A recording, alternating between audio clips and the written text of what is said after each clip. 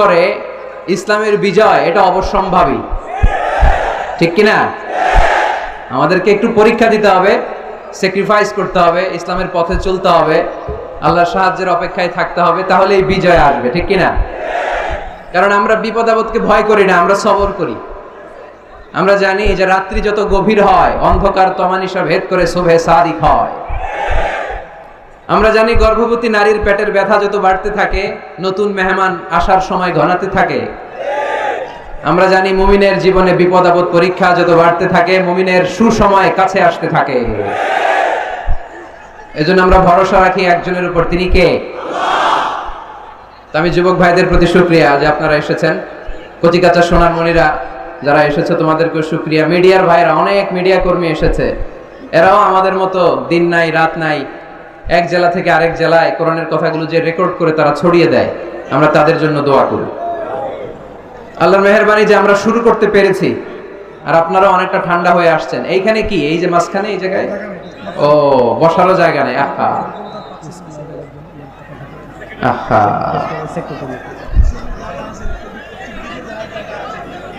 হুজুর বলে দিছে পশ্চিম দিকে গেলে জায়গা আছে, ওদিকে প্রজেক্টর আছে, সব আছে, স্ক্রিন আছে, আশেপাশে মাঠ আছে, ওইখানে প্রজেক্টরে দেখা যাবে। ধাক্কাধাক্কি করা যাবে না, ধাক্কাধাক্কি করা যাবে না। আমি যেই ব্যথা পাইছি বুকে, আমি কথা বলতে কষ্ট হচ্ছে, আমার শ্বাস নিতে কষ্ট হচ্ছে। তো আপনারা যদি এরকম বিশৃঙ্খলা করেন, কথা চালিয়ে যাওয়া কষ্ট হবে। একটু নিঝুম নিস্তব্ধ রাত উপহার দিতে হবে আমাকে। জানি কষ্ট হচ্ছে, বেশি কথা বলবো না, অল্প কয়েক মিনিট। 10টা বেজে গেছে প্রায়। খতাবুকুম তাবিলা ওয়া সালাওয়াতুকুম কাসীরা। কিয়ামতের আগে বক্তব্য হবে লম্বা, সালাত হবে খাটো। One of the minor sign before the day of judgment, your Islamic lectures will be very longer and your salah will be shorter. কিয়ামতের আগে তোমাদের বক্তব্য হবে লম্বা, সালাত হবে খাটো। আমরা এখন বক্তব্য শুনতে পছন্দ করি, লম্বা সালাত, লম্বা সুজুদ, লম্বা রুকু', লম্বা তাসবিহ তাহলিল, এগুলো পছন্দ করি না। চেঞ্জ করতে হবে, সিস্টেমটা একটু চেঞ্জ করতে হবে। আমাদের সিফাত হাসানের কথা না বললেই না, অনেক কষ্ট করছে এই প্রোগ্রামের জন্য। তাকে আমি দিনের জন্য খুব ভালোবাসি। আমাকে অনুরোধ করছে, হুজুর এই কথাটা বলে দিয়েন যে আমি আপনার পিএস না, আমারে জ্বালায় ফেলতেছে, আমি নরসিংদীতে থাকতে পারি না। তো এই জনসমুদ্রের কাছে আমি বললাম, সে আমার পিএস না, আমার ছোট ভাই। আমার এই প্রোগ্রামে আসার আসল কারণ হচ্ছে জাফরি হুজুর অর্ডার করেছেন। হুজুরের অর্ডার, এটা তো মাথা পেতে নিতে হবে, মুরব্বী, দোয়ার জন্য আসছি। তো এই জন্য সিফাত হাসান আমাদের সাথে যোগাযোগ করে প্রোগ্রামগুলো অ্যারেঞ্জ করে। সে আসলে আমার প্রোগ্রাম রাখে না। সিফাত, তোমার কথা পৌঁছে দিয়েছে লোকজনদের কাছে। সম্মানিত ভাইয়েরা, আমাদের সময় অনেক কম, কথা অনেক বেশি, তাই কথা না বাড়িয়ে আমরা মূল কথায় চলে যাই। আজকে আমি মনে মনে ভেবে এসেছি, the leadership qualities of our beloved prophet Muhammad sallallahu alayhi wasallam. আল্লাহ রাসূল সাল্লাল্লাহু আলাইহি ওয়াসাল্লামের নেতৃত্ব দেওয়ার গুণাবলী, তিনি কি করে উম্মাহকে লিড দিয়েছেন। এই যে আমাদের এখন সেন্ট্রাল লিডারশিপ নাই, তাই না? আমাদের কোন কেন্দ্রীয় নেতা আছে? কথা বুঝে নাই বোধহয়। আমাদের সেন্ট্রাল লিডারশিপ আছে? ফিলিস্তিনে আমরা মার খাই, ইরাকে মার খাই, সিরিয়াতে আমাদের বাড়িগুলো ভেঙে চুরে মেসাকার, আরাকানে আমাদেরকে তো ভাগাই দিছে আরাকান থেকে। টেকনাফে 10 লক্ষেরও বেশি রোহিঙ্গা ভাইয়েরা বৃষ্টির মধ্যে কিভাবে যে থাকে, আর এই প্রচন্ড শীতে কিভাবে বেঁচে আছে একা আল্লাহই জানে। এর কারণ আমাদের কেন্দ্রীয় কোনো নেতৃত্ব নাই। আমাদেরকে যদি কেউ আঘাত করে, আমাদের পক্ষে কথা বলার মতো কোনো নেতা নাই। এরকম একজন নেতা আমাদের দরকার আছে না নাই? আল্লাহর হাবিব সাল্লাল্লাহু আলাইহি ওয়াসাল্লামের জীবনী থেকে আজকে আমরা জানার চেষ্টা করব নেতৃত্বের গুণাবলী, কি করে ভালো নেতা হওয়া যায়, কি করে আমাদের এই নেতৃত্বের সংকট দূর করা যায়। আজকের এই চমৎকার রজনীতে এ ব্যাপারে কিছু কথা আমি রাখবো। মা তৌফিকি ইল্লা বিল্লাহ। তার আগে একজন আমাকে শোনান যে নেতা কাকে বলে? Who is the leader? নেতা কে? হ্যাঁ, কি করে? যে নেতৃত্ব দেয়, আর যিনি সঠিক পথ দেখায়, আর যিনি ইমাম। মাশাআল্লাহ, সুন্দর। আর এদিক থেকে বলো, যার নির্দেশ মানি। মাশাআল্লাহ, অনেক কথা চলে আসছে। মাশাআল্লাহ, ঠিক আছে। তো হু ইজ দ্য লিডার? নেতা কাকে বলে, এটা দিয়ে শুরু করি আজকে। নেতা হচ্ছে ওই লোক যে পথ দেখায়, ঠিক কিনা? কল্যাণের পথ, সমৃদ্ধির পথ, উন্নয়নের পথ, জান্নাতের পথ, ঠিক কিনা? লিডার কাকে বলে? The leader is one who knows the way, shows the way and goes the way. I repeat, আমি আবার বলছি, the leader is one who knows the way, who shows the way, who goes the way. নেতা তারে বলে who knows the way, যে পথ চিনে, নিজে পথ চিনে, shows the way, তারপরে মানুষের পথ চিনায়, পথ দেখায়, তারপর goes the way, সবাইরে নিয়ে ওই পথে চলতে পারে। চিল্লায় বলি ঠিক কিনা? নিজেও রাস্তা চিনে, রাস্তা চিনায়ও দিতে পারে, আবার ওই রাস্তায় সবাইকে নিয়ে চলতেও পারে। এজন্য নেতা ঠিক হওয়া দরকার। এটা হোক সামাজিক নেতা, হোক প্রতিষ্ঠানের নেতা, হোক মসজিদের নেতা বা ইমাম বা রাজনৈতিক নেতা, যে কোনো পর্যায়ে আল্লাহ তাআলা যাকে নেতৃত্বের জায়গায় বসিয়েছে উনি পথ দেখানোর দায়িত্ব নিয়েছে। তাই নেতা যদি পথ হারায়, পথ হারাবে অনুসারী। নেতা যদি পথ হারায়, পথ হারাবে বাংলাদেশ। নেতা যদি পথ হারায়, পথ হারাবে আমার লাল সবুজের পতাকা। এজন্য আমরা আমাদের সকল পর্যায়ের নেতৃবৃন্দদের জন্য এই প্রোগ্রাম থেকে দোয়া করি, আল্লাহ তাআলা ওনাদেরকে যেন সুপথে রাখে এবং আমাদেরকেও যেন ওনারা সঠিক পথে পরিচালিত করতে পারে। আমরা সবাই আওয়াজ করে পড়বো আমিন। The leadership is the matter of influence, it's not the matter of position. নেতৃত্ব এটা ইনফ্লুয়েন্সের ব্যাপার, এটা পজিশনের ব্যাপার না। যে যত বেশি ইনফ্লুয়েন্সিয়াল, প্রভাব বিস্তারকারী, সে তত বড় নেতা। এটা ঠিক। কেউ যদি পজিশন পায় সেও নেতা, পজিশন পাইলেও নেতা। একটা দায়িত্বে বসে, একটা চেয়ারে বসে দায়িত্ব পালন করতে করতে তার মধ্যে অনেক যোগ্যতা চলে আসে, কিন্তু আসল নেতা তিনি যিনি প্রভাব বিস্তারকারী, ইনফ্লুয়েন্সিয়াল। এবার বলেন তো, আমার নবী বিশ্বনবী মুহাম্মদ রাসূলুল্লাহ সাল্লাল্লাহু আলাইহি ওয়াসাল্লাম উনি প্রভাব বিস্তারকারী নেতা ছিলেন কি ছিলেন না? মাইকেল এইচ হার্ট নাম শুনেছেন? একটা বই লিখেছিল, দি 100, a ranking of the most influential personality in the world. পৃথিবীর 100 জন মনীষীর জীবনী লিখে উনি বিখ্যাত হয়েছিলেন। 100 জন বিখ্যাত প্রভাব বিস্তারকারী নেতাদের মধ্য থেকে তিনি সর্বপ্রথম র্যাঙ্কিং এ যার নাম দিয়েছেন তিনি হচ্ছেন মুহাম্মদ সাল্লাল্লাহু আলাইহি ওয়াসাল্লাম। আপনাদের খুশি লাগে না?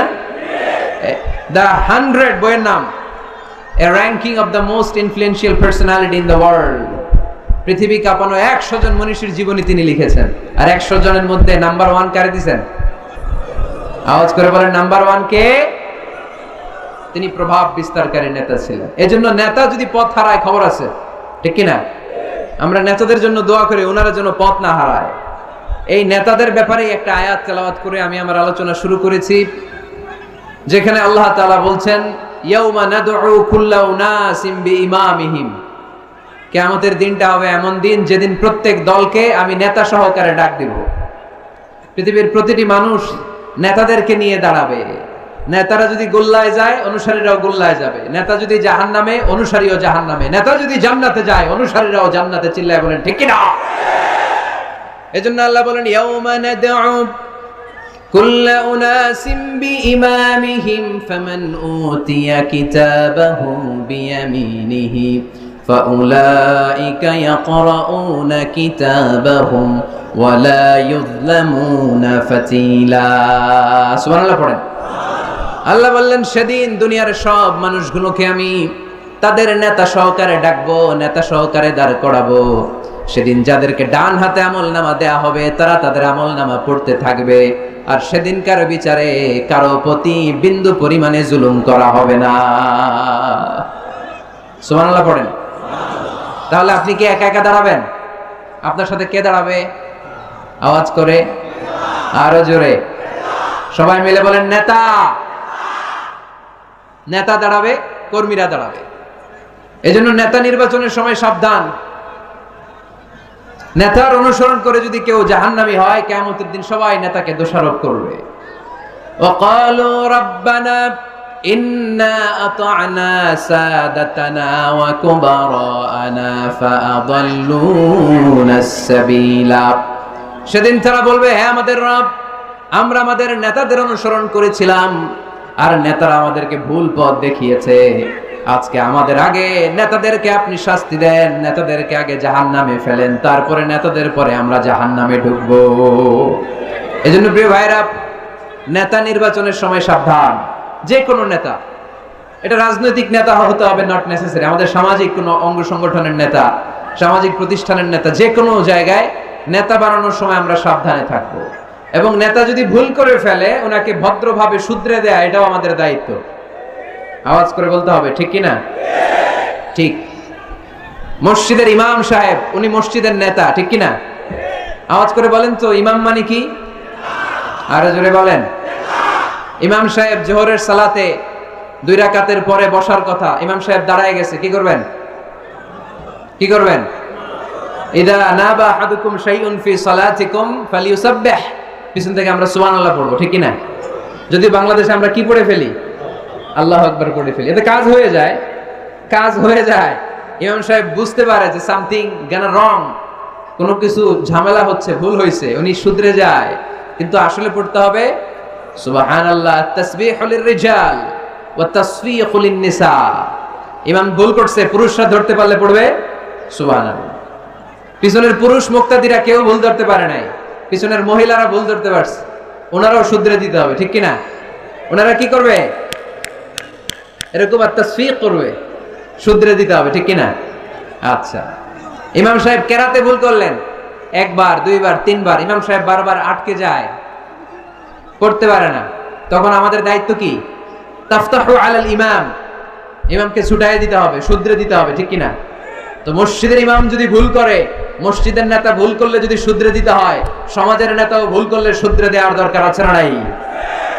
এটাও শুধরে দিতে হবে নসিহতের মাধ্যমে, সুন্দর পরামর্শের মাধ্যমে। নেতারাও মানুষ, ওনারা ফেরেশতা নন, ওনাদেরও ভুল হয়ে যেতে পারে। নসিহতের মাধ্যমে, সুন্দর পরামর্শের মাধ্যমে নেতাদেরকে শুধরে দিতে হবে, ঠিক কি না? আমরা নেতৃত্বের গুণাবলীর ব্যাপারে কথা শুনবো। আমরা আজকে দেখার চেষ্টা করবো একজন নেতা হলে কি করতে হয়, নেতার কি কোয়ালিটি লাগে, এবং আমরা একটু সবাই মিলে ক্রস চেক করবো, ডাবল চেক করবো যে এই গুণগুলো আমার রাসূলের ছিল কিনা, কেমন ভাবে রাসূল সাল্লাল্লাহু আলাইহি ওয়াসাল্লাম এই গুণগুলোর আলোকে আমাদেরকে নেতৃত্ব দিয়েছেন। আমাদের নেতৃত্ব সংকট দূর করার জন্য এগুলোর ব্যাপারে জানার দরকার আছে না নাই? আছে। নেতৃত্ব দিতে হলে সর্বপ্রথম যে কোয়ালিটিটা লাগে সেটা হচ্ছে কাজ করা লাগে। কাজ। কেউ যদি নেতা হইতে চায় তার কি করা লাগবে? আমি প্রশ্ন করলে আমাকে উত্তর করবেন। নেতা হইতে হইলে আগে কি করতে হয়? কাজ। আগে কাজ, পরে নেতা। যে কাজ করে সে নেতা হয়। শুধু বক্তব্য দিলে নেতা হওয়া যায় না, ঠিক কিনা? বক্তব্য সর্বস্ব নেতা কি আমরা চাই? আমরা এমন নেতা চাই যারা কাজ করবে আমাদের জন্য 24 ঘন্টা, যারা আমাদের জন্য মাঠে ময়দানে চলে আসবে, দিন রাত কাজ করে বাংলাদেশকে সোনার বাংলা হিসেবে তারা গড়ে তুলবে। আওয়াজ করে বলেন ঠিক কিনা? তাহলে নেতা হওয়ার জন্য প্রথম যে কোয়ালিটি, বৈশিষ্ট্যের দরকার সেটা হচ্ছে আগে কাজ, পরে নেতা। আমি প্রশ্ন করব, আপনারা আওয়াজ করে উত্তর দিন। আগে কি? সবাই উত্তর দিতে পারেন নাই, আওয়াজ করে বলেন আগে কি? পরে কি? আগে পরে, মনে থাকবে? তাহলে নেতৃত্ব দিতে হলে প্রথমে কাজ করতে হয়। প্রথমে যে কোনো কাজ করো না ভাই, যে কোনো কাজ করো, তা যেন হয় সবার চেয়ে সবচেয়ে সুন্দর, ঠিক কি না? যে কোনো কাজ করো না ভাই, যে কোনো কাজ করো, তা যেন হয় সবার চেয়ে সবচেয়ে সুন্দর। হোক না সেটা পড়া লেখা, রঙের ভাষায় ছবি আঁকা, হোক না সেটা সামান্য কাজ কিংবা মহত্তর, তা যেন হয় সবার চেয়ে সবচেয়ে সুন্দর। যে কোনো কাজ করো না ভাই, যে কোনো কাজ করো, তা যেন হয় সবার চেয়ে সবচেয়ে সুন্দর, ঠিক কি না? যেটাই করি আমরা ওটা যেন উইথ প্রফেশনালিজম, সর্বোচ্চ ইফোর্ট দিয়ে যেন আমরা করি। যে করতে পারবে সেই নেতা হবে, সেই নেতা। তাহলে আমরা বুঝলাম আগে কাজ, পরে to serve before to lead. I repeat, আমি আবারও বলছি, to serve before to lead. নেতৃত্ব দেওয়ার আগে আগে কাজ করতে হবে। আরবিতে বলে সাইয়্যিদুল কওমি খাদিমুহুম। জাতির নেতা তো সে হয় যে জাতির খেদমত করে। খেদমত না করে নেতা হওয়া যায়? কাজ না করে নেতা হওয়া যায়? যায় না। এজন্য আগে কাজ। বক্তব্য দিলে চলবে না, ওই নেতা আমরা মানি না। কাজ করে দেখেন আপনি আমাদেরকে। জনগণের জন্য কাজ করেন, দেশের জন্য কাজ করেন, মাটি ও মানুষের জন্য কাজ করেন। Then you are our leader. তখন আপনি আমাদের নেতা, আপনার স্থান আমাদের হৃদয়ে, ঠিক কিনা? এবার আসলে আমরা দেখি যে আল্লাহ রাসূল সাল্লাল্লাহু আলাইহি সাল্লাম উনি কাজ করতেন কিনা, উনি কাজ করতেন কিনা, নাকি উনি বসে থাকতেন আর বক্তব্য দিতেন? দেখার দরকার আছে না নাই? কারণ শুরুতেই আমরা বলেছি আমরা দেখব লিডারশিপের যে কোয়ালিটিগুলো, এগুলো আল্লাহর হাবিবের জীবনে পাওয়া যায় কিনা কোরআন সুন্নাহর আলোকে আমরা ক্রস চেক করব ইনশাআল্লাহ। পড়েন। আল্লাহর হাবিবের কাছে কোরআনের প্রথম 5 আয়াত নাজিল হলো। আল্লাহর হাবিবের বয়স তখন 40 বছর। ইকরা বিসমি রাব্বিকাল্লাযী খালাক, খালাকাল ইনসানা মিন আলাক, ইকরা ওয়া রাব্বুকাল আকরাম আল্লাযী আল্লামা বিল কলম, আল্লামাল ইনসানা মা লাম ইয়ালাম। এই 5টা আয়াত নাজিল হওয়ার পরে বিশ্বনবী ভয় পেয়ে গেলেন। বিশ্বনবীর গায়ে জ্বর চলে আসলো, অন্তর কাঁপতে লাগলো। ভয় পেয়ে বিশ্বনবী আম্মা জান খাদিজাতুল কুবরা তাহেরা রাদিয়াল্লাহু তাআলা আনহার কাছে আসলেন। এসে বললেন, খাদিজা জাম্মিলুনি জাম্মিলুনি, ও খাদিজা, এমন এমন ঘটনা 5টি আয়াত কোরআনের এইমাত্র আমার কাছে হেরা পর্বতে নাজিল হয়েছে, আমার মনে হয় আমি বাঁচবো না, আমারে তোমরা কম্বল চাপা দাও। কি চাপা দাও? কি চাপা দাও? কম্বল চাপা দাও। জাম্মিলুনি, আমার কম্বল দিয়ে চাপ দিয়ে ধরো, আমার শীত লাগে, আমার ভয় লাগে, মনে হয় আমি বাঁচবো না।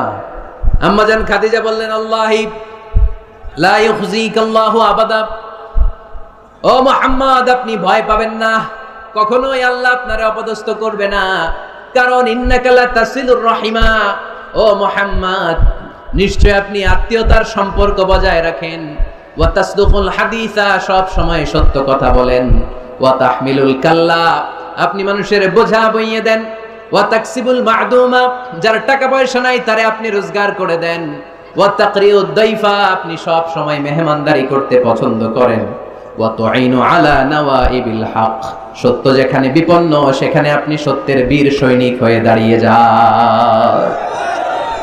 কে বলতেছে? স্ত্রী। কে বলে? স্ত্রী। কার ব্যাপারে বলে? হাজবেন্ডের ব্যাপারে বলে।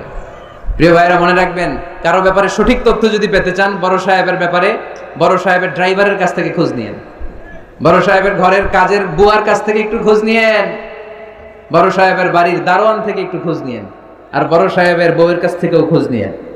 এই 4টা সোর্স থেকে যদি আপনি বড় সাহেবের ইনফরমেশন নেন, সব আসল ইনফরমেশন বেরিয়ে আসবে। চিল্লায় বলেন ঠিক কিনা? আল্লাহর হাবিব সাল্লাল্লাহু আলাইহি ওয়াসাল্লামের স্ত্রী আম্মা জান খাদিজাতুল কুবরা তাহেরা রাদিয়াল্লাহু তাআলা আনহা বললেন, আল্লাহি লা ইউখজিকাল্লাহু আবাদা, মুহাম্মদ আপনি ভয় পাবেন না, আপনি ভয় পাবেন না, আল্লাহর শপথ, আমার তো এই আত্মবিশ্বাস আছে আল্লাহ কখনো আপনারে অপদস্থ করবে না, কারণ আপনি আত্মীয়তার সম্পর্ক বজায় রাখেন, সব সময় সত্য কথা বলেন, আপনি সব সময় সত্য বলেন। মানুষ বোঝা টানতে পারে না, তাদের বোঝা আপনি টেনে মাথায় দিয়ে দেন। সুবহানাল্লাহ পড়বেন না? তাকসিবুল মা'দুম, যার উপার্জনের কিচ্ছু নাই, টাকা পয়সা নাই, তারে আপনি উপার্জন করে দেন। আপনি টাকা জমায় মানুষের মধ্যে দান করেন। আগে আপনি ছাগল চড়াতেন, অল্প কিছু টাকা পয়সা পেতেন, এরপরে আমার ব্যবসায় স্টাফ হিসেবে আসলেন, আরো কিছু টাকা পয়সা পেলেন, এগুলো আমি দেখেছি আপনি দেদার্স মানুষের জন্য খরচ করে ফেলেন। যা টাকা পয়সা আছে এগুলো আপনি মেহমানদারিতে খরচ করেন, আর যেখানে সত্য বিপন্ন সেখানে আপনি লড়াকু সৈনিক হয়ে দাঁড়িয়ে যান। 6টা গুণের কথা বললেন। সুবহানাল্লাহ পড়েন। প্রিয় ভাইরা একটু চিন্তা করেন, তখনও উনি নবী হয় নাই, নবী যে হবেন এটা জানতেনই না। আল্লাহর ইলমে তিনি নবী, কিন্তু অফিশিয়ালি নবী হয়েছেন তিনি পৃথিবীতে 40 বছর বয়সে, ঠিক কিনা? তার মানে নবী হওয়ার আগেই, অফিশিয়ালি কোরআন আসার আগেই, অফিশিয়ালি নবুয়ত পাওয়ার আগেই আমার বিশ্বনবী জনকল্যাণমূলক কাজ শুরু করে দিয়েছিলেন। চিল্লায় বলতে হবে ঠিক কিনা? নেতা হন নাই, কিন্তু কাজ শুরু হয়ে গেছে। His mission is there, his vision is there, his work is there. নবী হন নাই, ওহী আসে নাই, কিন্তু কাজ বন্ধ ছিল। কথা কন, কাজ ঠিকই চলেছে। সেই ছোট্টবেলা থেকে তিনি দানবীর, ছোট্টবেলা থেকে মেহমান খাওয়াতে পছন্দ করেন, ছোট্টবেলা থেকে কখনো মিথ্যা বলেন না, ছোট্টবেলা থেকে আত্মীয়দের খোঁজ খবর নেন। সেই ছোটবেলা থেকে, ইয়াং বয়স থেকেই সত্য যেখানে বিপন্ন সেখানে তিনি লড়াকু সৈনিক হয়ে দাঁড়িয়ে যান। তার মানে আগে নবী কাজ করছেন, পরে নেতৃত্ব আসছে। কথা বুঝি নাই? আগে কি? চিল্লায় বলতে হবে, আগে কি? নেতা হতে যাদের শখ, আগে কাজ করো, আগে পরিশ্রম করো, আগে জনগণের সেবা করেন, জনকল্যাণমূলক কাজের সাথে নিজেকে সম্পৃক্ত করেন। নেতৃত্ব আপনার হাতে এমনিতেই ধরা দিবে। আগে কাজ, পরে ক্ষমতা, ঠিক কিনা? তাহলে লিডারশিপ কোয়ালিটির প্রথম যে কোয়ালিটিটা আজকের এই আলোচনা থেকে আমরা জানলাম যে নেতা হতে হলে you have to serve first, then you will be the leader. আগে আপনাকে সার্ভিস দিতে হবে, খেদমত করতে হবে। নেতৃত্বের লোভ নিয়ে বসে থাকা যাবে না, আগে কাজ। নেতা হই আর না হই, কাজ আমার চলবে। মাই মিশন ইজ দেয়ার। কোনো অপশক্তি, কোনো কিছুই আমার কাজকে থামায় ফেলতে পারবে না। চিল্লায় বলেন ঠিক কিনা? আগে কাজ, পরে নেতা, ঠিক কিনা? প্রথম পয়েন্টটা বুঝতে পারছেন? নেতা হইতে হলে প্রথমে কি করতে হয়? আওয়াজ করে বলেন, আগে কি, পরে। মাশাআল্লাহ, এই তো বুঝতে পারছি। নেতা হওয়ার 2 নাম্বার কোয়ালিটি হচ্ছে you have to overcome the challenges and you have to face the trials.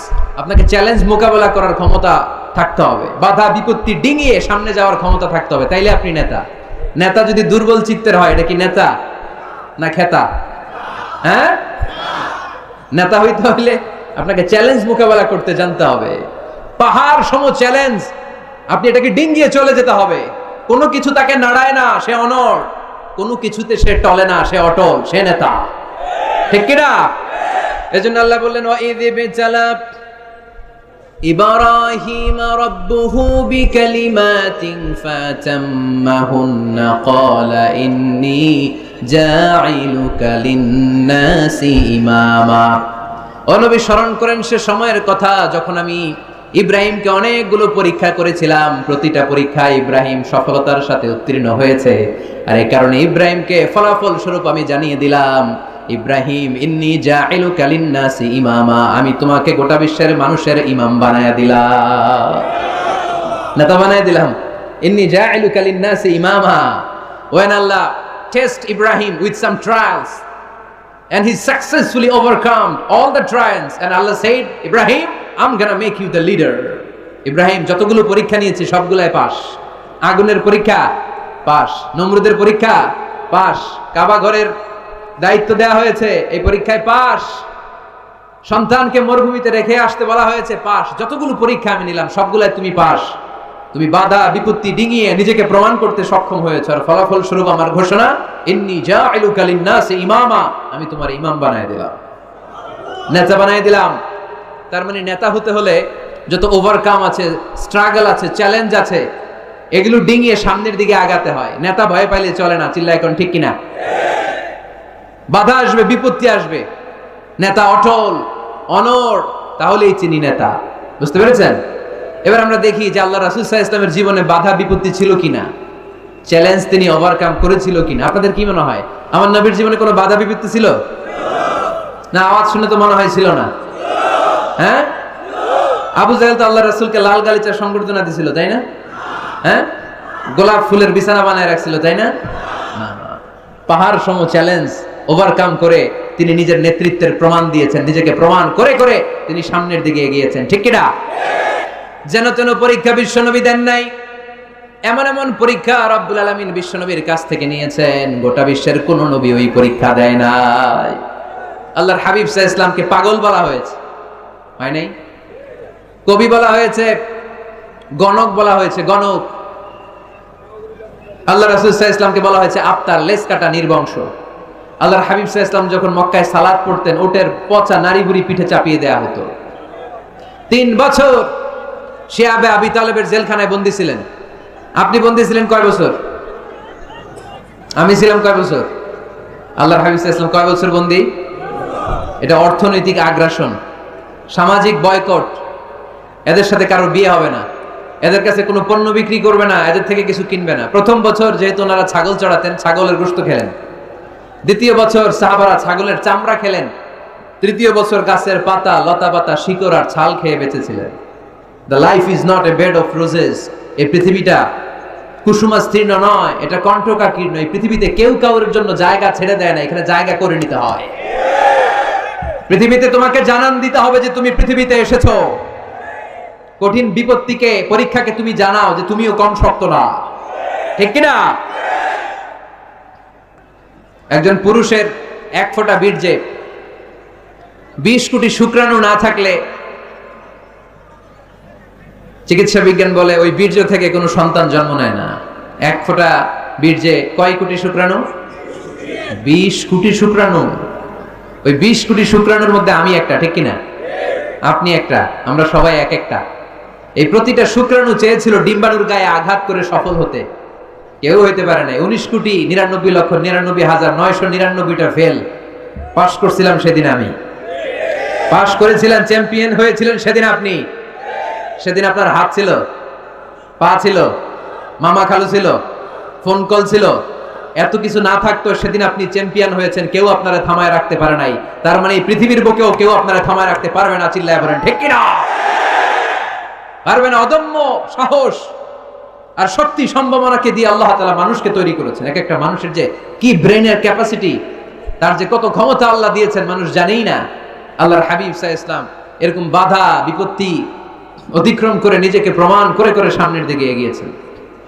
3 বছর জেল খাটলেন। মক্কা থেকে 80 কিলোমিটার পথ পাড়ি দিয়ে তিনি তায়েফে গেলেন। তায়েফে কেন গেলেন? জমি কেনার জন্য, তাই না? কথা কয় না? 10 বিঘা জমি কেনার প্ল্যান করছিলেন তায়েফের। হ্যাঁ,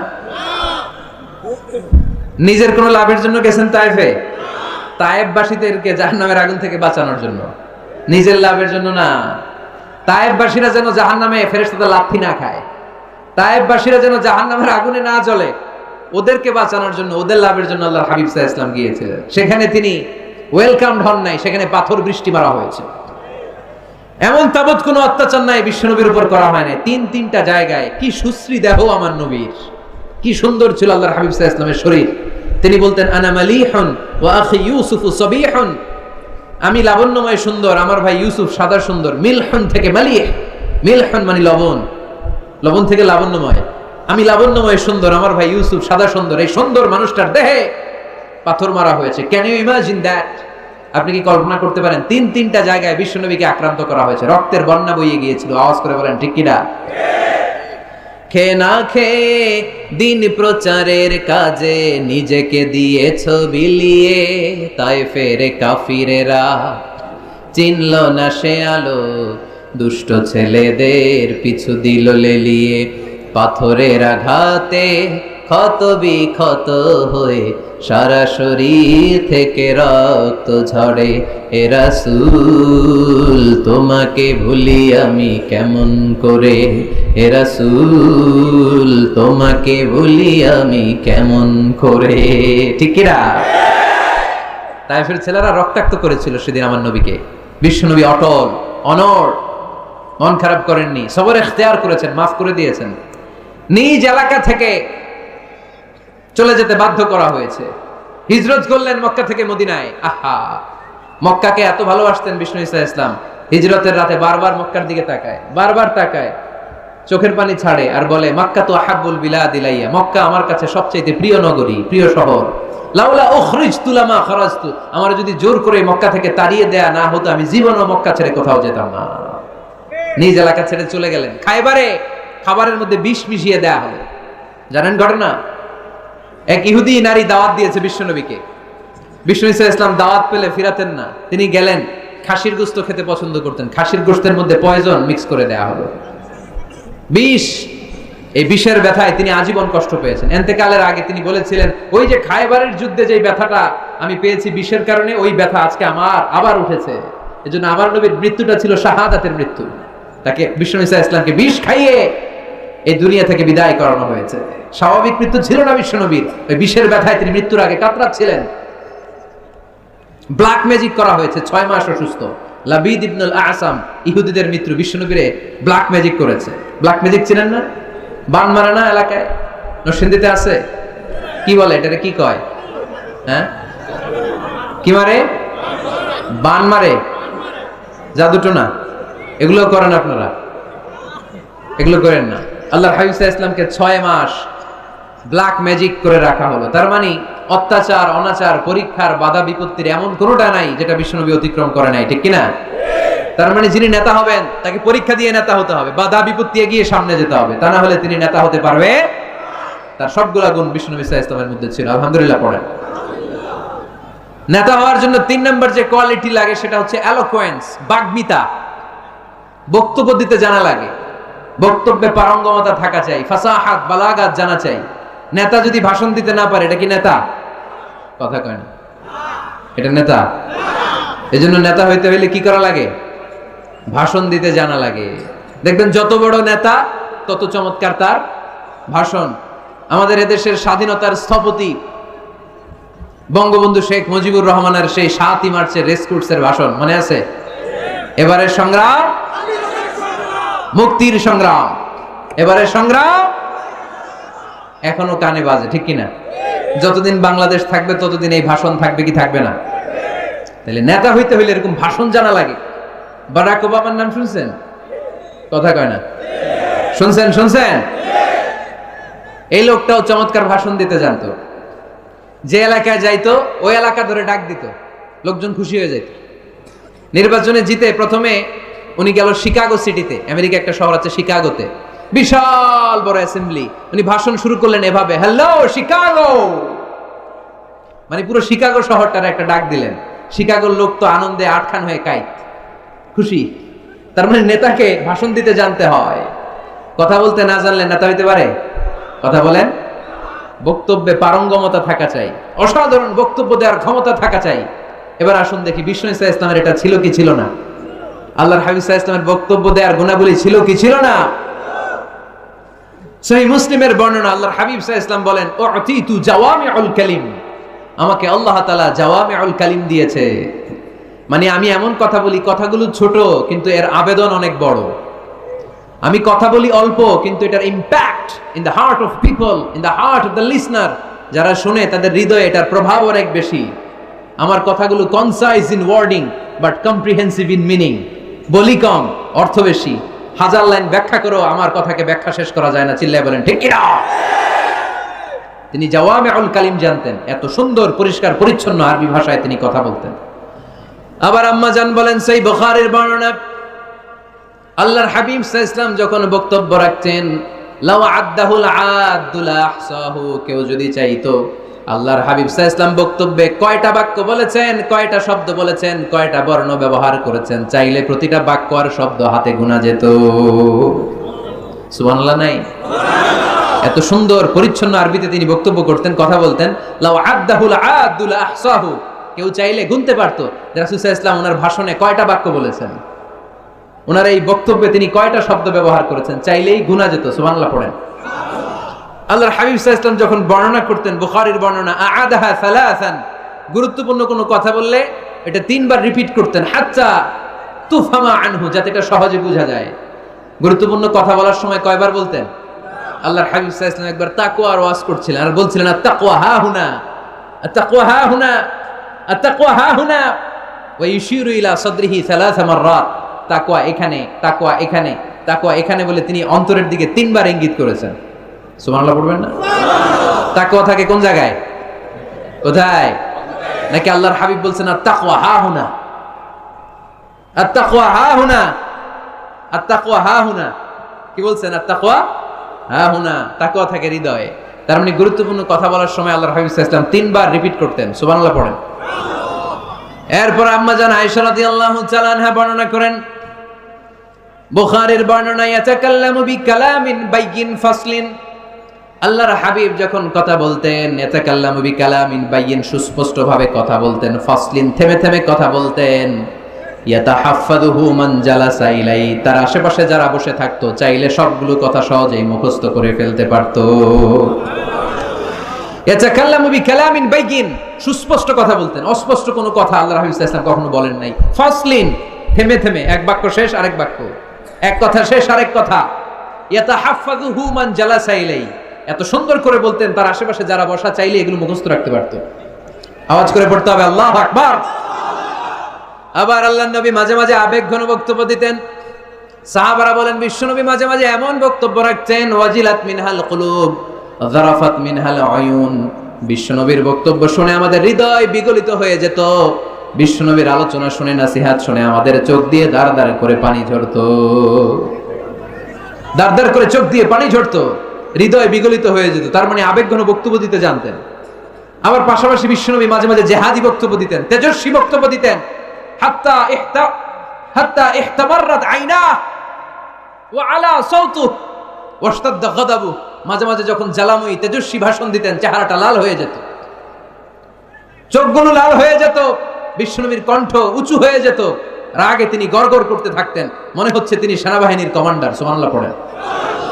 এই বর্ণনাগুলো থেকে বোঝা যায় একজন বক্তার বক্তব্য দেওয়ার যত কোয়ালিটি থাকতে পারে, যত চমৎকার বক্তব্যের পারঙ্গমতা থাকতে পারে, তার সবগুলো আমার নবীর মধ্যে ছিল কি ছিল না? আওয়াজ করে বলেন, ছিল কি ছিল না? তার মানে নেতৃত্বের যে গুণাবলী, তার 3 নাম্বার গুণাবলী হচ্ছে বাগ্মিতা, এলোকোয়েন্স। নেতার কথা বলতে জানতে হবে, আর তার সবগুলো গুণ আমার বিশ্বনবীর জীবনের মধ্যে পাওয়া যায়, ঠিক কিনা? আপনাদের কি কষ্ট হচ্ছে? গরম লাগতেছে না? আমার তো লাগতেছে অনেক। শেষ করে দেই তাইলে, না? হ্যাঁ, কষ্ট হচ্ছে না? তাকবীর দেয়া যাবে? জোরে না আস্তে? কত জোরে? অনেক জোরে।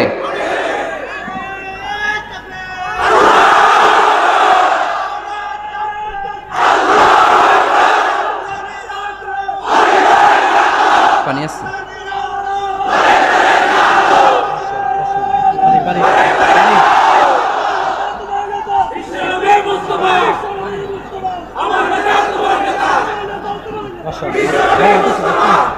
মাশাআল্লাহ, মাশাআল্লাহ, ঠিক আছে। তাহলে আরো কয়েক মিনিট বলা যায়, না? আচ্ছা, নেতৃত্ব দেওয়ার 4 নম্বর গুণাবলী হচ্ছে the leader should be broad minded, he shouldn't be the narrow minded. নেতা হইতে হইলে বড় মনের হইতে হবে, কলিজাটা হইতে হবে এত বড়, পুরা দেহটাই হইতে হবে কলিজা। কথা কয় না? পুরো দেহটাই কলিজা, ঠিক কি না? নেতা যদি ন্যারো মাইন্ডেড হয়, এটা কি নেতা?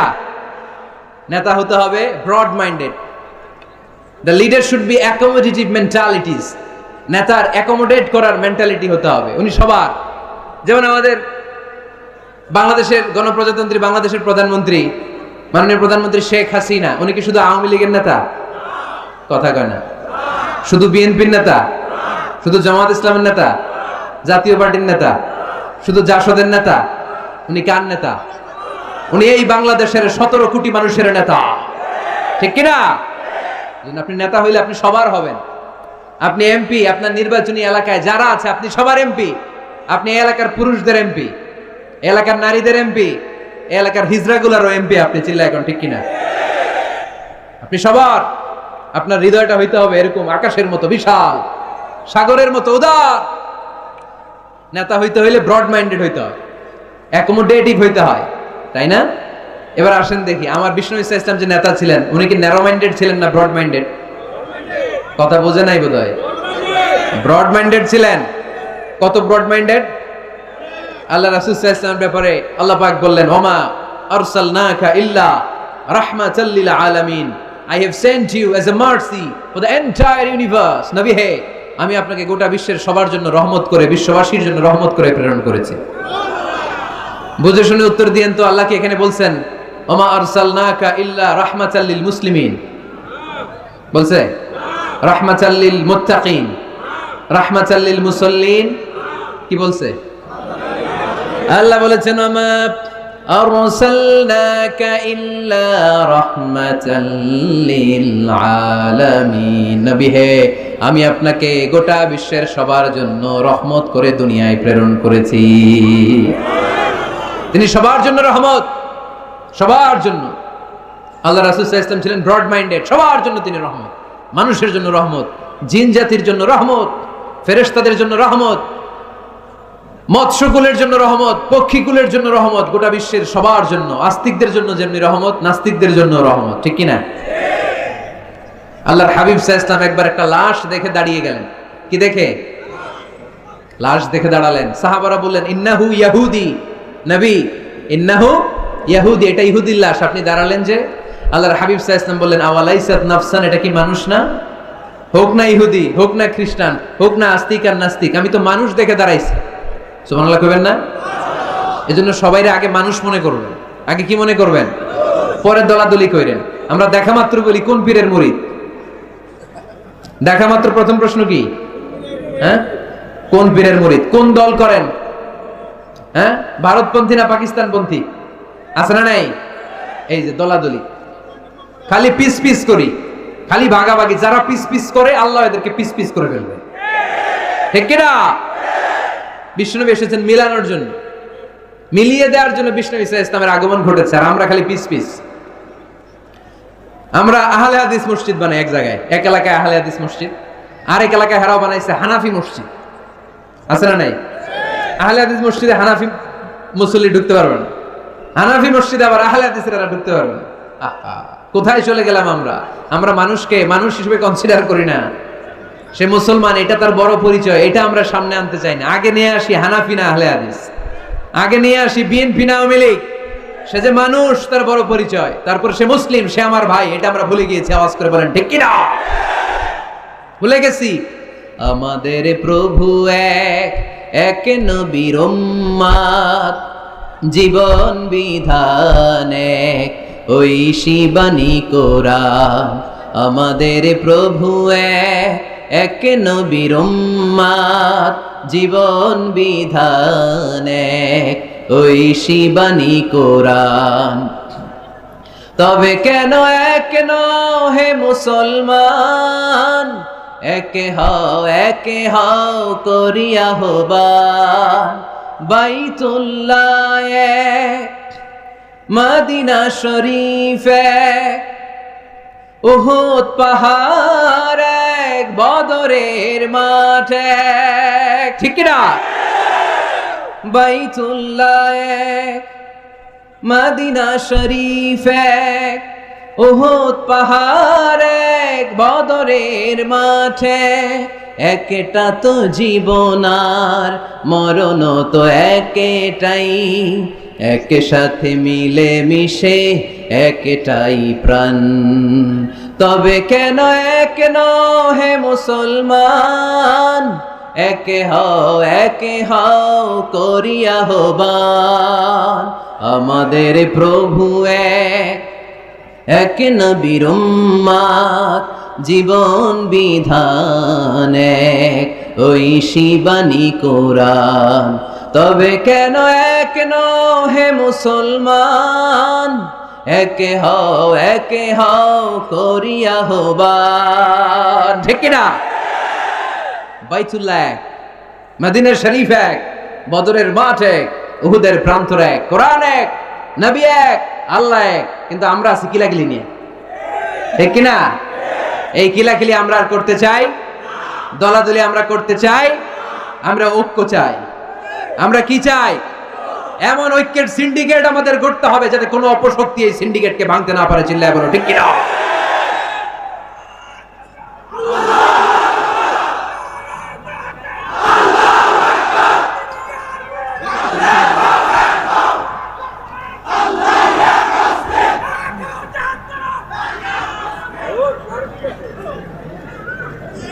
আমরা সবাই এক।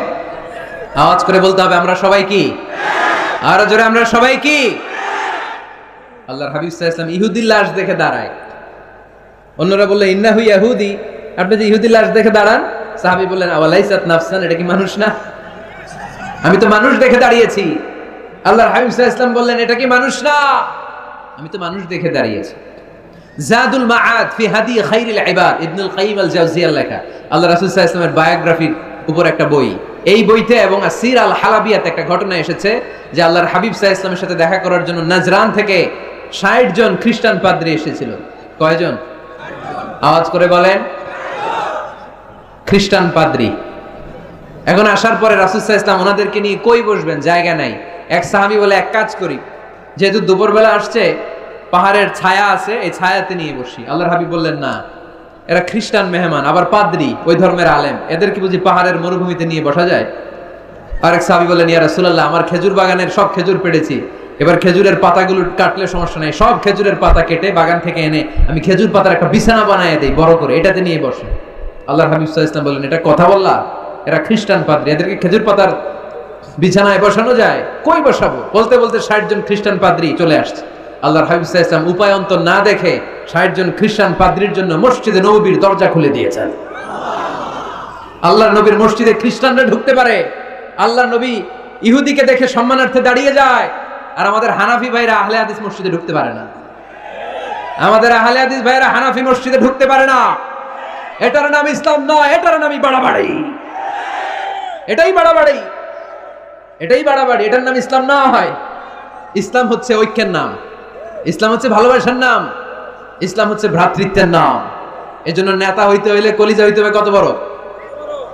কত বড়? হাত দিয়ে দেখাও মুসলমান কত বড়। এত বড় কলিজা লাগবে, ব্রড মাইন্ডেড হওয়া লাগবে নেতা, অ্যাকোমোডেটিভ মেন্টালিটির হতে হবে। আল্লাহর হাবিব সাল্লাল্লাহু আলাইহি ওয়াসাল্লাম সব সময় অ্যাকোমোডেটিভ মেন্টালিটির ছিলেন, সবাইকে অ্যাকোমোডেট করতেন, দলাদলি নাই। আজকের এই মাহফিলে আওয়ামী লীগের নেতারা আছে না নাই, বিএনপির ভাইয়েরা আছে না নাই, জামাত ইসলাম আছে না নাই, জাতীয় পার্টি আছে না নাই, পীরের মুরিদ আছে না নাই, তাবলীগের ভাইয়েরা আছে না নাই, হানাফি আছে, আহলে হাদিস আছে, সবাই আছে, কোনো দলাদলি নাই। All are welcome in our তাফসীর programme, you all are welcome in our ইসলাম। এজন্য অনেক হিন্দু ভাইরাও আমাদের তাফসীর প্রোগ্রামে আসে, ঠিক কিনা? হিন্দু ভাইরা আসে, সবার জন্য আমাদের দিল দড়িয়া, আমাদের হৃদয় ওপেন, কারণ আমরা রাহমাতাল লিল আলামিনের অনুসারী। আমাদের সেলিব্রিটি হচ্ছে রাহমাতাল লিল আলামিন। আমরা যাকে অনুসরণ করি তিনি রাহমাতাল লিল আলামিন। তিনি আলাদা কোনো বর্ণের নবী নন, জাতিগোষ্ঠীর নবী নন, কোনো আলাদা সম্প্রদায়ের নবী নন, তিনি রাহমাতাল লিল আলামিন, গোটা বিশ্বের জন্য তিনি রহমত। চিল্লায় বলো ঠিক কিনা? তিনি সবার নবী। যেখানেই মানবতা বিপন্ন সেখানেই তিনি ছুটে যেতেন, যেখানেই মানুষ অত্যাচারিত সেখানেই তিনি দাঁড়াতেন। তিনি ছিলেন মেহনতি মানুষের বন্ধু। বয়স আল্লাহর হাবিব সাল্লাল্লাহু আলাইহি ওয়াসাল্লামের 20 বছর। কয় বছর? সবাই বলেন না, কয় বছর? 20 বছর। ইয়ামানের এক লোক ব্যবসায়িক পণ্য এনে মদিনায় মক্কায় বিক্রি করলো। মক্কার এক ব্যবসায়ী তার কাছ থেকে পণ্য কিনে টাকা দিতে চায় না। সে টাকা চাইলে সে বলে, আমি মক্কার লোক, এটা আমার এলাকা, আমার দাপট, টাকা দিব না, কি করবি? ইয়ামানের লোকটা কান্না জোড়ে দিল, কে আছে আমারে সাহায্য করার? আল্লাহর হাবিব সাল্লাল্লাহু আলাইহি ওয়াসাল্লাম এই দৃশ্য দেখে মাজলুমদের পক্ষ নেয়ার জন্য একটা শপথ করলেন। এই শপথটার নাম হচ্ছে হালাফুল ফুদুল। শপথটার নাম কি? হালাফুল ফুদুল, যেটা আমরা বাংলাদেশে বলি, কি বলি? হিলফুল ফুজুল। নরসিংদীতে এরকম আছে না নাই? হিলফুল ফুজুল নামে কোনো সংগঠন করেন নাই আপনারা? আছে না? মাশাআল্লাহ, এই যারা করছে আছে। আল্লাহর হাবিব সাল্লাল্লাহু আলাইহি ওয়াসাল্লাম হালাফুল ফুজুল করেছেন, হাতে হাত রেখে শপথ করলেন যে মক্কার জমিনে কোনো টেন্ডারবাজি চলবে না, কোনো চাঁদাবাজি চলবে না, কোনো অন্যায় চলবে না, দুর্বলের উপর সবলের অত্যাচার চলবে না। যারাই মাজলুম হবে হাতে হাত রেখে আমরা তাদের সাথে দাঁড়িয়ে যাব। এরকম টেন্ডারবাজি বন্ধ করার দরকার আছে না নাই? চাঁদাবাজি বন্ধের দরকার আছে না নাই? ক্যাসিনো বিজনেস থামায় দেওয়ার দরকার আছে না নাই? মাদক আর সন্ত্রাসকে রুখে দাঁড়ানোর দরকার আছে না?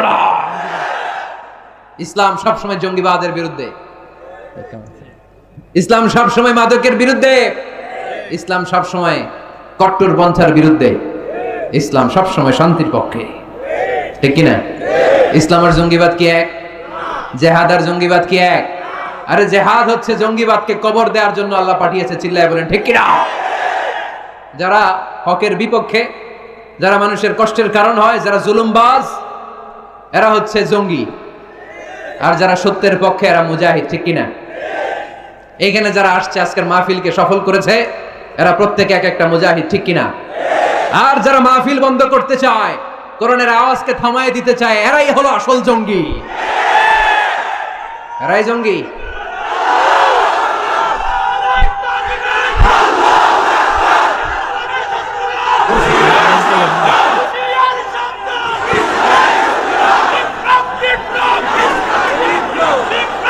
আল্লাহর হাবিব সাল্লাল্লাহু আলাইহি ওয়াসাল্লাম তিনি সব সময় সত্যের পক্ষে ছিলেন। তার মানে এই পৃথিবীতে সবচেয়ে বড় মুজাহিদের নাম হচ্ছে মুহাম্মদ সাল্লাল্লাহু।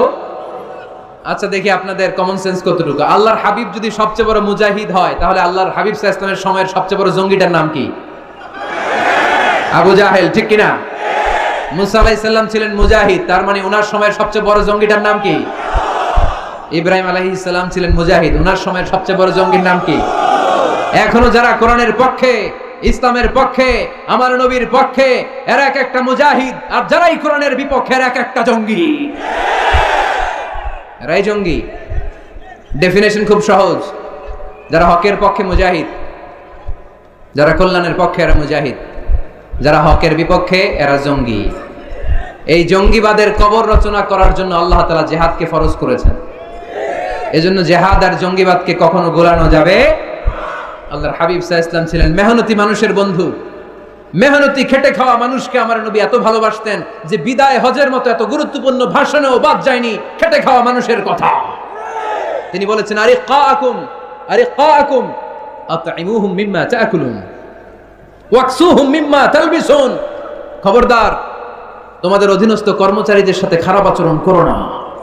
তোমরা যা খাবে তাদেরও তা খেতে দিও, তোমরা যা পড়বে সেখান থেকে তাদেরকেও পোশাকের ব্যবস্থা করে দিও। মেহনতি মানুষের কথা বিষ্ণুনবী বিদায় হজের ভাষণও বলেছেন, ঠিক কিনা? তার মানে আমার নবী কি ন্যারো মাইন্ডেড ছিলেন না ব্রড মাইন্ডেড? আওয়াজ করে বলতে হবে, ন্যারো মাইন্ডেড না ব্রড মাইন্ডেড? Broad minded. এই ছেলে, তোমার এত ফটো সেশন লাগে কেন? কি হইছে? বসে থাকো, এত ফটো তুলো না। তো নেতা হইতে হইলে বড় মনের অধিকারী হইতে হয়। তার মানে এই কোয়ালিটি আমার নবীর মধ্যে ছিল কি ছিল না? আওয়াজ করে বলতে হবে, ছিল কি ছিল না? কষ্ট হইতেছে আপনাদের? নেতা হওয়ার জন্য 5 নম্বরে যে গুণটা লাগে সেটা হচ্ছে ট্রুথফুলনেস এন্ড দ্য ট্রাস্টওয়ার্দিনেস। নেতার সত্য কথা বলা লাগবে আর আমানতদার হওয়া লাগবে, ঠিক কি না? মিথ্যা কথা বললে এটা কি নেতা? এটা কি? হ্যাঁ, আমি কই নাই, আপনারা কইছেন, আমার কোনো দোষ নাই। ট্রাস্টওয়ার্দিনেস থাকতে হবে, মানে আমানতদারিতা থাকতে হবে। আল্লাহর হাবিব সাল্লাল্লাহু আলাইহি ওয়াসাল্লাম কোথাও গেলেই মক্কার লোকেরা খুশি হয়ে যেত, বলতো যা আমিন রাদিনা বে, আরে আমিন আসছে, আলামিন as-সাদিক আলামিন, সত্যবাদী এসেছে। ওয়া আনজির আশিরাতাকাল আখরাবিন, হে নবী মুহাম্মদ, তুমি তোমার নিকট আত্মীয়দেরকে এবার জাহান্নামের ভয় দেখাও। মক্কায় যখন এই আয়াত নাজিল হলো, আল্লাহর হাবিব সাল্লাল্লাহু আলাইহি ওয়াসাল্লাম সাফা পাহাড়ের উপরে উঠে ডাক দিলেন, ও কুরাইশের লোকেরা, ও হাশিমি খানদানের লোকেরা, ও আমার বংশের লোকেরা। ডাক দেওয়ার সাথে সাথে সব লোক, কারণ কণ্ঠটা চিনা, সবাই বুঝতে পারছে এটা মুহাম্মদ সাল্লাল্লাহু আলাইহি ওয়াসাল্লামের কণ্ঠ। মক্কার সব লোকেরা, ইসলামের একেবারে প্রাথমিক যুগের কথা শোনাচ্ছি, তখনও তিনি বেশি দাওয়াতি কার্যক্রম শুরু করেন নাই। উনি বললেন, ও আমার হাশিমি খানদানের লোকেরা, ও আমার আত্মীয়রা। বিষ্ণু সাল্লাল্লাহু আলাইহি ওয়াসাল্লামের কণ্ঠ ছিল পরিচিত, সবাই বের হয়ে আসে, এসে বলল, মুহাম্মদ কেন ডেকেছো? আল্লাহর হাবিব সাল্লাল্লাহু আলাইহি সাল্লাম বললেন, আমি যদি এখন তোমাদেরকে বলি, এখনই আমি যদি তোমাদের বলি এই সাফা পাহাড়ের পেছনে একদল নাঙ্গা তলোয়ার নিয়ে ঘোড়সাওয়ার তোমাদেরকে কচু কাটার জন্য অপেক্ষা করছে, তোমরা কি আমার কথা বিশ্বাস করবা? আমার কথা শুনতেছেন আপনারা? মনোযোগ আছে না গেছে? আল্লাহর হাবিব সাল্লাল্লাহু আলাইহি ওয়াসাল্লাম বললেন, আমি যদি বলি সাফা পাহাড়ের পেছনে নাঙ্গা তলোয়ার নিয়ে একদল ঘোড়সাওয়ার তোমাদেরকে কচু কাটার জন্য অপেক্ষা করছে, বিশ্বাস করবা? মক্কার সবগুলো লোক একসাথে বলল, নাআম, অবশ্যই বিশ্বাস করব, কারণ মা জাররাবনা আলাইকা ইল্লা সিদকা, মুহাম্মদ আমরা জীবনে তোমার থেকে একদিনও একটা মিথ্যা কথা শুনি নাই। We have never been experienced a single lie from you in our life. কথাটার ওজন কত খেয়াল করতে হবে। এই কথাটার ওজন কতটুকু খেয়াল করেন। এলাকার লোকেরা ঘোষণা দিয়ে দিচ্ছে, মা জাররাবনা আলাইকা ইল্লা সিদকান, we have never ever experienced a single lie from you. আমরা আমাদের জীবনে কোনোদিন তোমার থেকে একটা মিথ্যা কথা শুনি নাই, তাই তুমি যাই বলবা তাই বিশ্বাস করবে। সুবহানাল্লাহ কইতে পারলেন না? চিন্তা করছেন? চিন্তা করছেন এলাকাবাসীর মন্তব্য বিষ্ণু ঈসা ইসলামের ব্যাপারে কত দামি মন্তব্য। এই এক মন্তব্যে বিগত 40 বছরের সার্টিফিকেট আছে, চিল্লায় বলেন ঠিক কিনা? বিগত 40টি বছর আমার নবী মক্কায় বড় হয়েছেন, মক্কায় ভেড়া চড়িয়েছেন, আম্মাজান খাদিজার আন্ডারে ব্যবসা করেছেন। বিশ্বনবী সব ছিল এই মক্কাবাসীদের সাথে। এই মক্কাবাসীরা এক বাক্যে বিগত 40 বছরের সার্টিফিকেট দিয়ে দিলেন, we have never ever been experienced a single lie from you Muhammad, মা জাররাবনা আলাইকা ইল্লা সিদকান, আমরা জীবনে বিগত 40 বছরে তোমার থেকে একটা মিথ্যা শুনি নাই, তাই তুমি যাই বলবা তাই বিশ্বাস করো। সুবহানাল্লাহ। এত আস্তে? নেতা হইতে হইলে এরকম নেতা হওয়া লাগবে, যাতে এলাকার লোক বলতে না পারে যে আপনি মিথ্যাবাদী। সবগুলো লোক যেন দাঁড়িয়ে বলে, জীবনে এর মুখে কোনোদিন মিথ্যা শুনি নাই, জীবনে আমাদের কোনো কাজ করতে যে আমাদের কাছ থেকে একটা পানও খায় নাই, জীবনে আমাদের কাছ থেকে কোনো টাকা নেয় নাই, আজীবন শুধু দিছে, নেয় নাই, দিয়ে গেছে, কিছু চায় নাই। এরকম নেতা হওয়ার দরকার আছে না নাই? আল্লাহ রাসূল সাল্লাল্লাহু আলাইহি ওয়াসাল্লাম এতটাই আমানতদার ছিলেন, আম্মাজান খাদিজাতুল কুবরা রাদিয়াল্লাহু তাআলা আনহা শুধুমাত্র কেবলমাত্র বিশ্বনবীর আমানতদারিতায় মুগ্ধ হয়ে বিশ্বনবীকে বিয়ের প্রস্তাব দিয়েছে। শুধু আমানতদারিতা দেখে তিনি বিয়ের প্রস্তাব দিয়েছিলেন।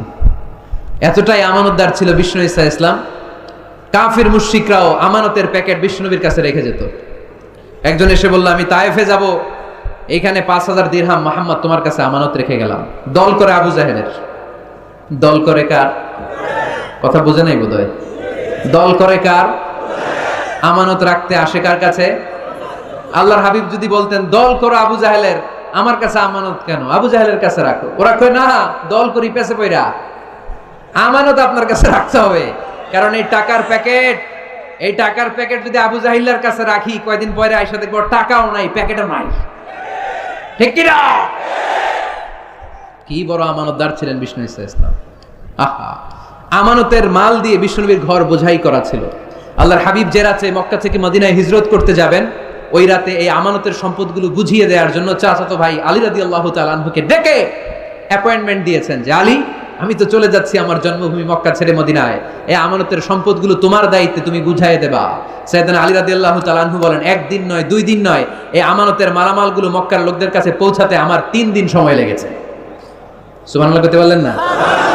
টানা 3 দিন সময় নিয়ে তিনি আমানতের সম্পদ বুঝিয়ে দিয়েছেন। এজন্য বিষ্ণু বলেছেন, ইদা দুকিয়াতিল আমানাতু ফান্তাযিরি সাআ। সহিহ বুখারীর বর্ণনা, যখন আমানতের খেয়ানত হয়ে যাবে তখন কিয়ামত হয়ে যাবে। এখন আমানতের খেয়ানত আছে না নাই? সাহাবারা বললেন, ইয়া রাসূলুল্লাহ কাইফা ইদাআতুহা, কেমন করে আমানতের খেয়ানত হয়? বিশ্বনবী বললেন, ইদা উসিদাল আমরু ইলা গায়রি আহলিহি ফান্তাযিরি সাআ। যে লোক যেই চেয়ারে বসার যোগ্য নয়, তারে যখন ওই চেয়ারে বসিয়ে দেয়া হবে তখন কিয়ামত হয়ে যাবে। যে যেটার যোগ্য না, আরে ওই দায়িত্ব দিলে ওই জায়গায় বসাইলে ঝামেলা আছে না নাই? আমি কোরআনের আয়াত তেলাওয়াত করতে পারি না, আমি হাদিস জানি না, আমি ফিকহ শাস্ত্র জানি না, আমারে বানাইছেন প্রধান বক্তা, যদি এমন হয় তাহলে এটা আমানতের খেয়ানত না? একজনের যোগ্যতা নাই, এরে আপনি বড় দায়িত্ব দিয়ে দিয়েছেন, এটা আমানতের খেয়ানত কিনা? কথা বলেন। কেরাত পড়তে পারে না, শুদ্ধ কেরাত জানে না, বানাইছেন মসজিদের ইমাম, এটা আমানতের খেয়ানত হয়েছে না? যেই লোক যেই চেয়ারে বসার যোগ্য না, তারে যদি ওই চেয়ারে বসায় দেয়, আমানতের খেয়ানত হয়ে যাবে। আর যখনই আমানতের খেয়ানত শুরু হয়ে যাবে তখনই কিয়ামত হয়ে যাবে। চিল্লায় বলেন ঠিক কিনা?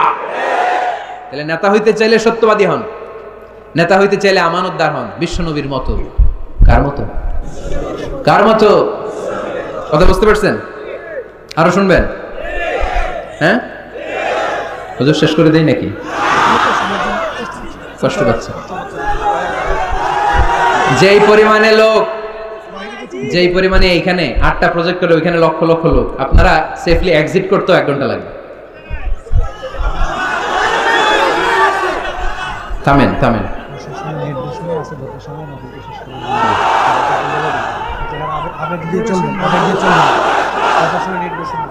জি,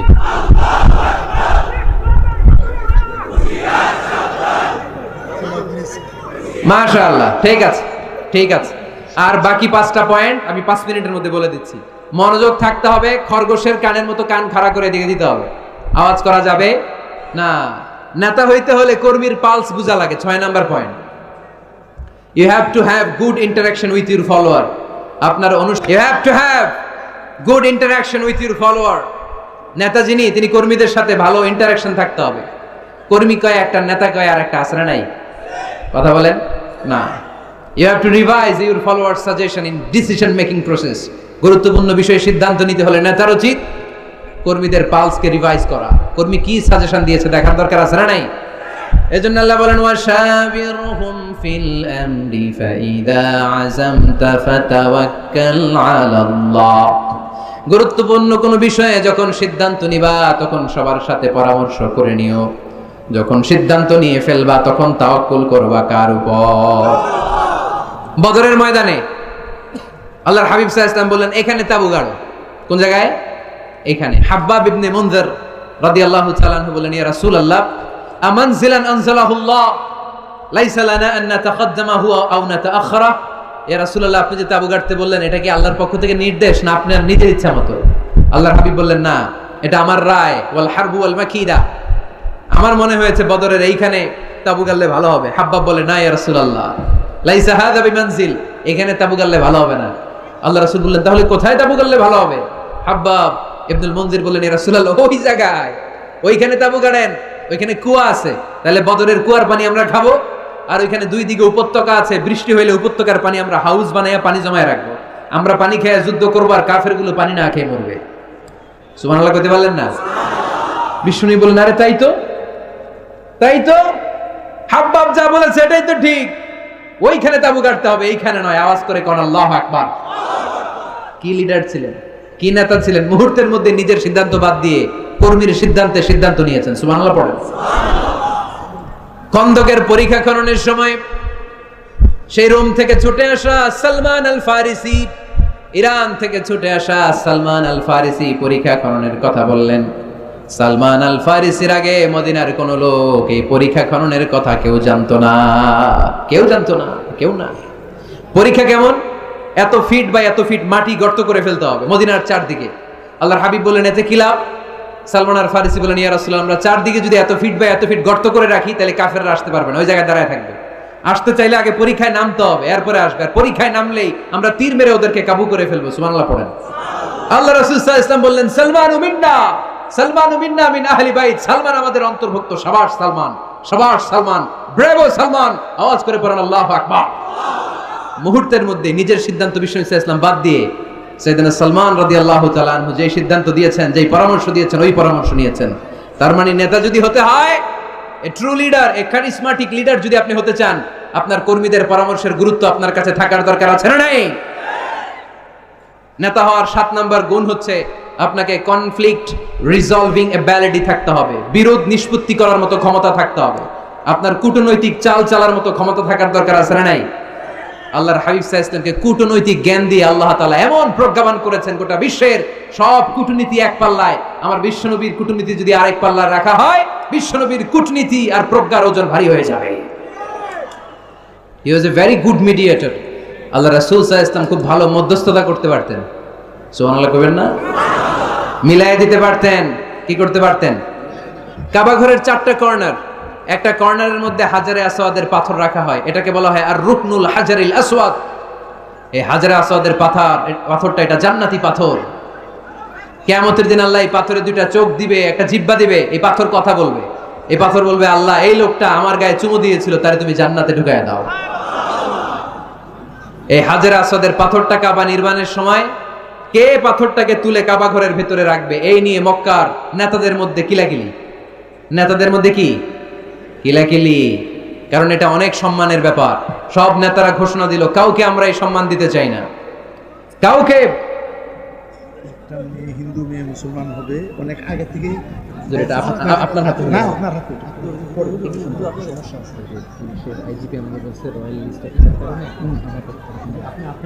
আচ্ছা ঠিক আছে, এইখানেই হবো। নিয়ে আসা জি ইনশাআল্লাহ। এজন্য হাজরে আসওয়াদের পাথরটা অনেক সম্মানের পাথর। হুজুর 5 মিনিটের মধ্যে শেষ করব। 5 মিনিট। জি। যে মেয়েটা মুসলিম হবে, হাজরে আসওয়াদের পাথরের কথা দিয়ে শেষ করে দেব ইনশাআল্লাহ। বসেন। হাজরে আসওয়াদের পাথরটা কাবা নির্মাণ শেষে কে নিয়ে কাবা ঘরের মধ্যে রাখবে, এ নিয়ে তর্ক, এ নিয়ে ঝগড়া বিবাদ, এ নিয়ে মারামারি। প্রতিটা গোত্রের লোকেরা বলতে শুরু করলো, আমরা রাখবো, কারণ এটা অনেক সম্মানের। এই আপনারা উঠছেন কেন? এদিকে উঠলেন কেন? আমি কি আপনাদের মেহমান না? তো উঠলেন কেন? এটা কি? বসেন, এদিকে তাকান। হাজরে আসওয়াদের পাথর কে কাবা ঘরের ওই কর্নারে রাখবে, এই নিয়ে মারামারি। 4 মহান নেতা বলল, আমরা রাখবো। প্রত্যেক নেতা বলে, এই সম্মান আমরা কাউরে দিব না, রক্তের বন্যা বয়ে যাবে মক্কায়, কিন্তু ওই সম্মান কাউরে দিব না। এই দলের নেতা বলে, আমি রাখবো। ওই দলের নেতা বলে, আমার নিজ হাতে উঠি আমি রাখবো। ওই দলের নেতা বলে, না আমি রাখবো, অন্য কাউরে এই সম্মান দিব না। কিলাকিলি আছে না নাই? কেউ সমাধানে বসতে পারে না। সর্বশেষে এক মুরব্বী সমাধান দিয়েছে, আগামীকাল এই মসজিদুল হারামের এই দরজা দিয়ে সর্বপ্রথম যে ঢুকবে সে সমাধান দিবে। সবাই রাজি হয়ে গেল। এরপরের দিন দেখা গেল ওই রাস্তা দিয়ে, ওই দরজা দিয়ে সর্বপ্রথম বিশ্বনবী প্রবেশ করেছে। বিশ্বনবীকে দেখে সবাই অবাক, সবাই বলে, যা আমিনুন রাদিনা বিহি। আরে আলামিন আসছে, আমরা সবাই খুশি। বিশ্বনবী সাল্লাল্লাহু আলাইহি ওয়াসাল্লামের কাছে পুরো ঘটনা খুলে বলা হলো। বিশ্বনবী সাল্লাল্লাহু আলাইহি ওয়াসাল্লাম দেখেন কিভাবে কূটনৈতিক ওনার জ্ঞান, কনফ্লিক্ট রিজলভিং অ্যাবিলিটি, বিরোধ নিষ্পত্তি কিভাবে তিনি করতেন, কিভাবে তিনি হি ওয়াজ এ ভেরি গুড মিডিয়েটর, মধ্যস্থতাকারী কেমন ভাবে তিনি করতেন। তিনি বললেন, এটা তো কোনো ব্যাপারই না, হালুম্মা ইলাইয়া সাওবান, একটা কাপড় নিয়ে আসো। কি নিয়ে আসো? কাপড় নিয়ে আসো। কাপড় নিয়ে আসা হলো। আল্লাহর হাবিব সাল্লাল্লাহু আলাইহি ওয়াসাল্লাম বললেন, 4 নেতা কাপড়ের 4 কর্নারে ধরো। 4 নেতা এবার কাপড়ের 4 কর্নারে ধরলো। বিশ্বনবী সাল্লাল্লাহু আলাইহি ওয়াসাল্লাম নিজ হাতে হাজরে আসওয়াদের পাথরটা তুলে কাপড়ের মধ্যে রাখলেন। পড়েন সুবহানাল্লাহ। এবার আল্লাহর হাবিব বললেন, আমি আগে আগে যাই, আমার পিছনে পিছনে চলো। আল্লাহর হাবিবকে ফলো করে চার মহান নেতা কাপড়ের কর্নার ধরে ধরে হাজারে আসওয়াদ পাথরটাকে বহন করে কাবা পর্যন্ত নিয়ে গেলেন। কাবার ওই কর্নারে যখন পাথর নিয়ে দাঁড়ানো হলো, আল্লাহর হাবিব ওই কাপড়ের মাঝখান থেকে নিজ হাতে হাজরে আসওয়াদের পাথরটা ধরে রুকনে হাজারুল আসওয়াদের মধ্যে রেখে দিলে। এতক্ষণ কাউরে ধরতে দিবে না। এতক্ষণ নেতাদের ঘোষণা ছিল কি, কাউরে ধরতে দেব না। এখন কেউ ধরতে পারে নাই। আসল সম্মান বিশ্বনবীর দিকে গিয়েছে। চিল্লায় বলেন ঠিক কিনা? এভাবে তিনি কনফ্লিক্ট রিজলভ করতেন। সহিহ বুখারীতে একটা কিতাব আছে, কিতাবুস সুলহ, সন্ধির অধ্যায়। বাবু কওলিল ইমাম লি আসহাবিহি ইযহাবু বিনা নুসলিহ বাইনাহুম। আল্লাহর হাবিব সাল্লাল্লাহু আলাইহি ওয়াসাল্লামের একটা বিখ্যাত ডায়ালগ ছিল। কোথাও মারামারি দেখলেই আল্লাহর হাবিব সাল্লাল্লাহু আলাইহি ওয়াসাল্লাম বলতেন, আরে আমারে নিয়ে চল, আমি মিলাই দিব। সুবহানাল্লাহ করবেন না? আমরা কি মিলাই দেই না লাগাই দেই? হ্যাঁ? আচ্ছা, নরসিংদীর কোথাও যদি আগুন ধরে যায়, আপনারা কি দিয়ে আগুন নেবেন? আওয়াজ করে বলতে হবে, কি দিয়ে নেবেন? পানি দিয়ে নেবেন। কিন্তু অনেকে ওই জায়গায় পানির বদলে তেল ঢালে। কি ঢালে? তেল ঢালে। আল্লাহর হাবিব সাল্লাল্লাহু আলাইহি ওয়াসাল্লাম বললেন, আলা উখবিরুকুম বিআফদালি দারাজাতিন মিনাস সিয়ামি ওয়াস সাদাকাতি ওয়ান নুসুক। নামাজ, রোজা, হজ, যাকাতের চেয়ে বড় একটা সওয়াবের কাজ আছে, ওটা কি আমি তোমাদের বলবো না? সাহাবারা বললেন, অবশ্যই বলবেন। ওই সওয়াবের কাজটা কি গো নবী? আল্লাহর হাবিব সাল্লাল্লাহু আলাইহি ওয়াসাল্লাম বললেন, ইসলাহু যাতিল বাইন। দুইজনের মধ্যে ঝগড়া আছে, তুমি ঝগড়া না লাগিয়ে দিয়ে ওই দুইজনকে মিলিয়ে দিবা। সুবহানাল্লাহ পড়তে পারলেন না? মিলিয়ে দিতে রাজি আছেন তো? আল্লাহর হাবিব সাল্লাল্লাহু আলাইহি ওয়াসাল্লাম মদিনাতে যাওয়ার আগে আউস আর খাজরাজ গোত্রের মধ্যে 120 বছরের ঝগড়া। কয় বছরের? আওয়াজ করে বলেন, কয় বছরের? কেউই থামাইতে পারে না। থামাবে কেমনে? দাদা মরার আগে ছেলেরা ওসিয়ত করছে, বাবা ওসিয়ত করে গেলাম, আমার রক্তের প্রতিশোধ নিবি। বাবা মরার আগে বলে যায়, আমারে কোপাইছিল, তোরাও কোপাবি। খালি কোপাকুপি চলবে। এই যুদ্ধ কেউ থামাতে পারে না। আল্লাহর হাবিব সাল্লাল্লাহু আলাইহি ওয়াসাল্লাম মদিনাতে এসে 1 সপ্তাহের ব্যবধানে 120 বছরের যুদ্ধ থামায় দিলেন। আওয়াজ করে বলেন আল্লাহু আকবার। এজন্য নেতা হতে